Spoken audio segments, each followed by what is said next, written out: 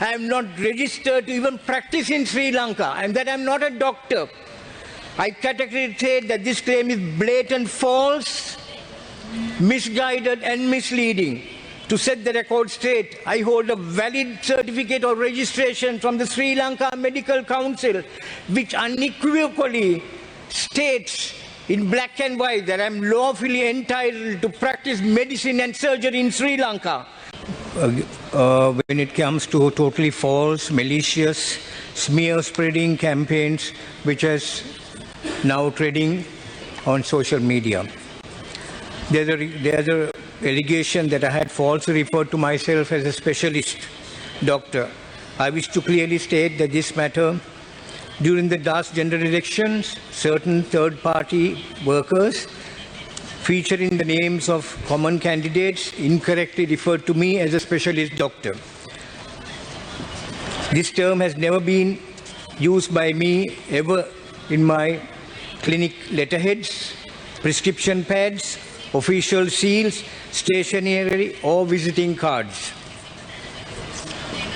As soon as I became aware of this error in the common list of candidates for Colombo, I instructed the relevant individuals to halt the distribution of these materials and to ensure that no further circulation occurred. However, by the time some of the leaflets had already been distributed. Furthermore, any of us who have addressed political meetings, big or small, know that those introducing us sometimes exaggerate us with glorified titles or comparisons which is unfounded. I also might want to like to make myself clear. I possess a postgraduate diploma in ENT surgery. This was in the era that the Health Ministry, along with the Postgraduate Institute of Medicine, started courses after having a competitive exams among doctors to select doctors for a course of study and award them diplomas in their relevant fields to man the base hospitals mainly that lacked these specialties. At that time, there was exams that were held to recruit doctors for training under specialized units in the main hospitals. There were diploma in child health, there was a diploma in ophthalmology, and there were diploma in laryngo-otorhinology, and even anesthetists were trained and awarded diploma so that they can go and manage base hospitals where such specialties lacked and such consultants were not available. Likewise, I was selected after a competitive exam in the Health Ministry and trained as a DLO surgeon to go and manage. My last appointment in the government health sector was ENT surgeon in Nuwara. Nuwara based hospital caters to a wide segment of the state population, economically very useful contributor to the economy of this country, but sad to say at that era more than now, highly health-wise, healthcare-wise, they were highly compromised. We performed surgeries that were life-saving. Wherever there is airway obstruction, you as a doctor, honorable speaker, would know that what an important surgical procedure tracheostomy is, what an important surgical procedure removal of foreign body from the airway, which otherwise would cause certain death. And there is no time to transfer. If you take Nuwara, the ambulance has to go all the way to Peradeniya Hospital.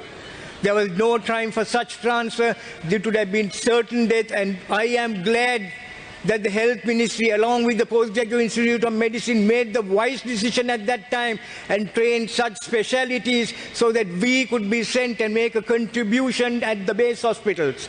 So that was my last posting. But I again wish to reiterate that since 2019, when the Sri Lanka Medical Council brought in regulations to have a specialist register, or even before that, I never identified myself as an ENT surgeon or an ENT specialist. However, in Nuwara, you could imagine when you walk into the ENT clinic, when I walk in, they address me as ENT surgeon. When the eye surgeon goes in, they address me as eye surgeon. He is a DO, diploma in ophthalmology. Even a pediatrician was a DCH. If a DCH, diploma in child health, but they are called as pediatricians there. But I never advocated them to call me as such, but what am I to do? I'm not going to knock on the heads of the patients who call me that. They might call me ENT surgeon. That is wrong nomenclature, but that is the fact, I could say. So probably I think somebody who knew me from that time went and wrote this in the poster. That was a poster for common candidates of which I had nothing to do with it. I have my own, very little of my own canvassing material that I printed never carries this name. Another malicious allegation is that I am not registered to even practice in Sri Lanka and that I am not a doctor. I categorically say that this claim is blatant false, misguided and misleading. To set the record straight, I hold a valid certificate of registration from the Sri Lanka Medical Council, which unequivocally states in black and white that I am lawfully entitled to practice medicine and surgery in Sri Lanka. This certificate, like all SLMC or Sri Lanka Medical College issued certificates, needs to be validated every 5 years with a payment of a fee. Honorable Speaker, you would know that.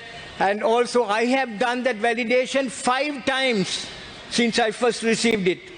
My private general practice is registered in Colombo Central, is registered under my name and my SLMC registration, which is in turn validated every year by the Private Health Services Regulatory Council attached to the Ministry of Health.